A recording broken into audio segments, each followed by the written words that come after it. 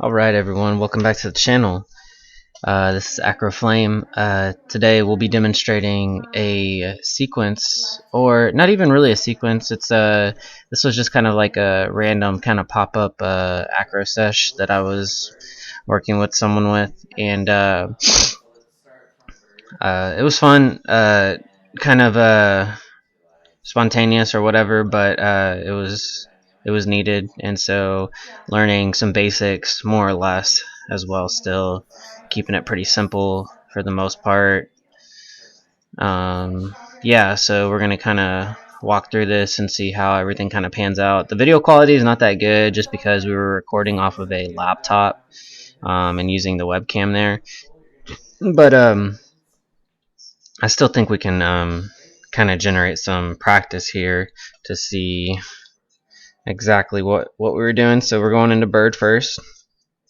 Relatively new flyer as well, um, for the most part. So I hope I'm not like skipping. I'm not sure what's going on. Okay, yeah, I think we're okay. So yeah, relatively new flyer. Doesn't do much acro, but just a long-term friend, and so kind of running through some things here. But learning bird first, wrapping around the front leg. And then squatting so that they can sit up. So that's pretty important, is that squat to begin with, so that way the flyer can sit up. Yeah, thanks for coming back to the channel, everyone. I hope that y'all are liking the content. I'm kind of just pushing content out there right now. Not really a specific direction with the channel, but would like to do more tutorial videos. I would have to probably work on getting like a few different cameras or getting some different camera angles, so that way I could kind of edit things easier and get y'all perspective and different views of each move that we run through the tutorial with. So here, just warming up, getting some squats in for the most part, and we're gonna start to move into like some different things. I think, right, like most of this is just like talk and chat kind of stuff too, because we were just like, all right, let's do some macro, but like we can still talk and chat for the most part. So um but yeah, just kind of getting in some warm-up stuff, and then man, all right, so if y'all haven't already, please subscribe, like, comment, share this video with people that are interested in acro if y'all like. It's just it's a fun activity to do, man. Like, we always forget that we need to learn how to play again as adults, and this is basically playing as adults for the most part. So this is like our access or our recess, to just have fun and kind of it's been more of like, acro is kind of like a therapy for me in a sense as well too, just because it kind of just lets you clear your mind of everything pretty much. So I think like yoga was obviously that same thing for the most part, but then acro kind of added to that as well, to just kind of remember to have fun. I think I'm pretty serious in my yoga practice, but acro is just kind of more of a partner, having fun kind of thing, and also just knowing that we're not going to get everything the first time. So here, high flying well. Stepping down into the high flying well, you can definitely get your flyer to have a nice back bend here, and you just want to make sure that it feels comfortable with them. Sometimes it's a lot on their lower back, so I'll ask my flyer, I'll be like, okay, how does this feel? Is it an okay stretch? More or less. I mean, it's a fun one to hang out for me, at least, so I can keep them there quite a bit if they're enjoying it. And usually I like it done to me quite often, so it's very therapeutic kind of pose as well. Then we're sitting back up here in the throne, just kind of hanging out. But yeah, I think I'm working on teaching a few workshops probably here within the next couple of weeks, maybe some classes. But I would rather do workshops. I was talking to a few people, and with AcroYoga, with an hour-long class, you're not going to get in the amount of practice or focus that you will get in with like a workshop that's like 2 to 3 hours. And that's literally how long our jams will last sometimes, but you kind of need that in order to be able to work on the moves that y'all are working on. So here we're kind of just running through some more therapeutics, just kind of hanging out. And this is a cool shoulder opener. I always forget the shoulder opener. Bringing the hands behind the back and then bringing them down. That's a good one. And then this one here. I don't know. I don't know if this one has a name to it or not. But you kind of just let the flyer hang from their folded leaf position. So this is called folded leaf. When they're just hanging down towards your thighs, and then they get a nice shoulder stretch opening there whenever they bring their hands into a prayer position behind their head. It's a nice shoulder opener and good stretch as well too. Flying therapeutics is fun, man. It's an art in itself, to be honest. We have two different sides of yoga, and our flying therapeutic side is not practiced as much as the more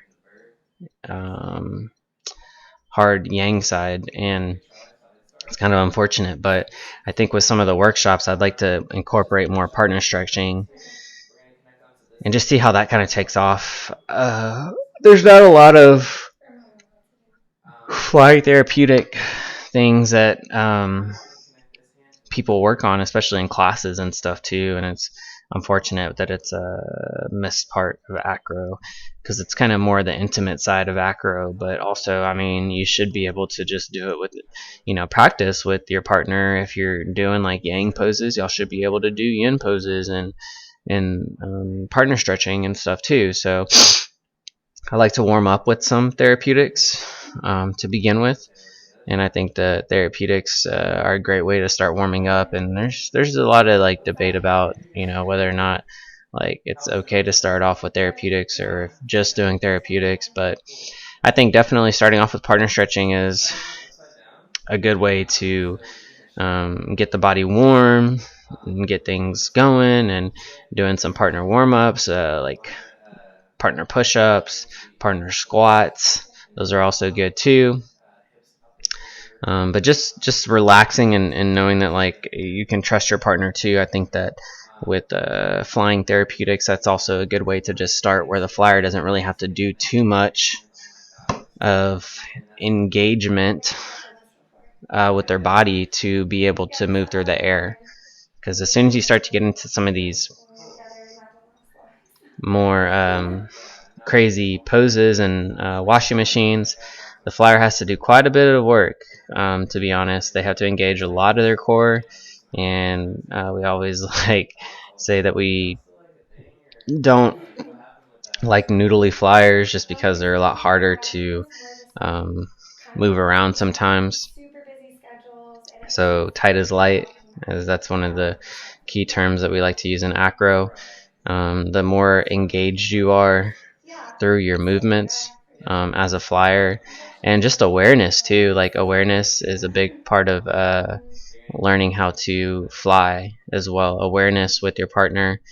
I'll get a lot of times flyers that like to get ahead of me as a base, and it makes it kind of hard to keep up with them if they're getting ahead of their base sometimes. And so we've talked about the anticipation factor is don't anticipate what your base is going to do, because a lot of times the flyer will get ahead of that too. And I'm learning as a flyer too. I like to do both fly and base. So as a flyer, I'm learning that I do like sometimes do get ahead, and I think it's just different with every community.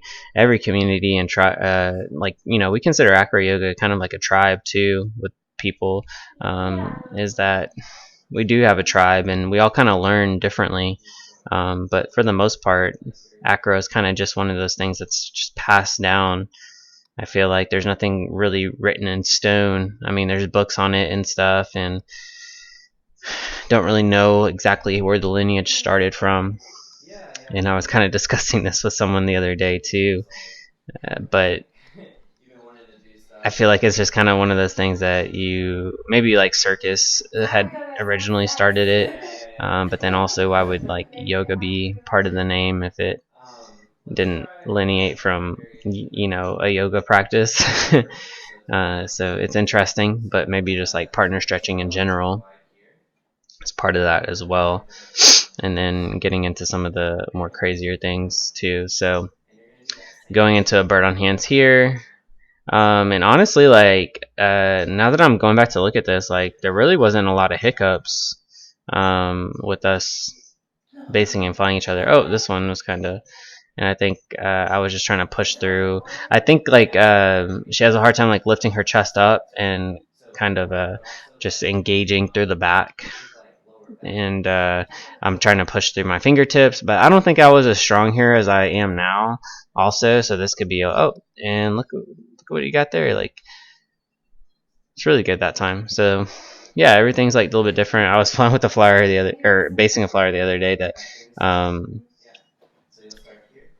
is like super engaged through the back, and like her locust pose, like from bird on hands, is like a freaking back bend. It's crazy, and so it was almost like too much.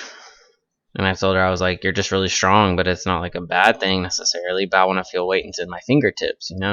That way I feel like I can like press, and I'm not like just balancing you on the palms of my hands, pretty much. Uh, so a lot of theory that can happen in acro as well. I get more theological when it comes to acro and yoga in general. I mean, that's just kind of the way I've always been, I guess, with certain things. So here, practicing a back bend, and then nice another stretch as well too. It's actually a pretty good sesh, to be honest, and we practiced for a good like 30 minutes or so. I think I have the whole thing recorded, so good sesh. I mean, to be honest, like if you're first starting off basing, I would definitely recommend bird to straddle throne to seated throne, and then to high flying whale and back and forth. If you can do that back and forth at least 3 to 4 times, I would say that you probably have the endurance to maybe keep practicing, newer things to add on to. But I remember when I first started basing that those 4 poses and those transitions back and forth were like freaking tough, dude. They were so tough. And it was funny. Like I just remember that, like how tough it was. And let's see if we nail this. I can't remember if we nail this or not. Like if she lets go of the feet. But yeah, like drilling washing machines is it's endurance heavy for the most part. So didn't quite nail the foot to hand, but that's okay. Sometimes it just takes a lot of patience, but also like communication to talk about what the feet are supposed to do as a flyer. I like to tell my flyers, don't try and balance yourself. Like, okay, you want to have the like 2 to 3 inch heel whenever you are basing, or like whenever you're flying, right? But also that you once you have that positioning of like that 2 to 3 inch heel, you want to just hold that shape and don't try and dorsiflex or yeah, plantar flex or dorsiflex your foot any more differently than what the shape already is, because then you're kind of going against what my wrists are supposed to be doing, and I'm supposed to be balancing you, but it's like you're trying to balance yourself on something that's already in the ground. You know what I'm saying? So kind of hard to explain. It does take a little bit more explanation, especially with a flyer. But I always tell them, don't try and balance yourself. Let me balance you in a foot to hand, and that usually helps them understand that not to overpower my wrist sometimes when they're flexing through the foot. So interesting stuff. But yeah, like man, I can, now I'm looking at these videos and like going straight through acro poses for like up to 20-30 minutes without any breaks, and I'm like, oh crap, like I remember when I couldn't even do bird all the way to high flying whale. That transition 2 to 3 times in a row, and then now I'm like straight flowing through stuff like 20-30 minutes straight and with no breaks. And I mean, honestly, like if the flyer's cool with it, I usually ask them, hey, do you need a break or this and that. And most of the time they're pretty chill, and they're like, no, like, let's keep going, if you can do it. And so you just kind of build up that relationship with acro that you're like, oh man, like having so much fun, and you just kind of get lost in the moment with it too. To just keep going with it. Especially once you start learning new things, you kind of just have like this repertoire of moves to pull out off of a dime, and you can kind of just transition in anything. Because once you start to learn some of these transitions, it's really just like, oh, okay, well, I remember this transition. Let's transition into this to get back to this pose, and then we can just start to make up new moves and stuff too. This is kind of funny that going into that floating poshy, that she like completely let go of her legs, and I like was still able to balance her. That was pretty interesting. But yeah, this actually turned out to be a pretty good sesh, so I'm surprised. Now that I look back at it, I'm like, oh, okay, like, dang, we actually did really well. Like for her not flying as much, I think she's only acroed with like a couple of other people maybe, and like I guess they had really like taught her well about core engagement and stuff too. But good sesh. Stepping down, so the feet could be piked a little bit more here. Oh, looks like we came down. So I think I was gonna just straighten straight down into a straddle bat, but it looks like she came down into a side star. Maybe we start running through some ninja stars here or something too. I was like, I'm going sideways. So let's see. It looks like we're about to go into star positioning here. Also discovering hands. Man, I've been told I just squeeze too tight lately, and I just have to really remember. Like I do a lot of rock climbing too, and maybe I'll start to update give y'all some videos of the rock climbing sessions that we go to sometimes, because we have a pretty fun gym over here, and it's a big rock climbing gym, but then there's also like room for acro as well. So we have lots of fun, man. The community is definitely growing, and we're starting to find new places that are cool with us, like acroing there and just having a good time, and bringing new people into the space as well. It's a lot of fun. So people will see it, they'll ask, and we're like, oh, okay, like, we teach classes here, here, and here. We have jams throughout the week, so it's a lot of fun, man. And then so let's see how well we get up into star here. Maybe I think this might be where we're kind of struggling. Yep, okay, there we go. So finally pushing through the hands a little bit. The hips could be a little bit more piked, elbows could be a little bit more in, but other than that, it's fine. Because usually you want to I'll make sure that the flyer's hips are over their shoulders before I extend my legs out. But a lot of times you want to make sure that the flyer kind of keeps their pike in their hips, and then as you start to extend, the flyer opens up the pike. And that makes more sense with balance purposes, because like they're gonna have to stay piked and also push through their hands a lot to get the hips over to that star positioning. But then once they're stacked, once their hips are over the shoulders and they're in line with my hips, then I can start to extend because that stack is already there. And that's really what I try to feel for before I extend, is that stack, and knowing that their hips are over the shoulders and that their shoulders are stacked over my ankles and my ankles are stacked over my hips. if that makes sense. So it should just be like one big stack there as well.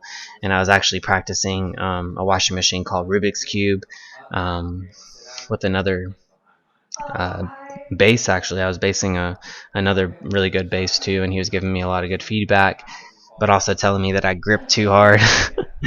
And so that's something that I just have to work on.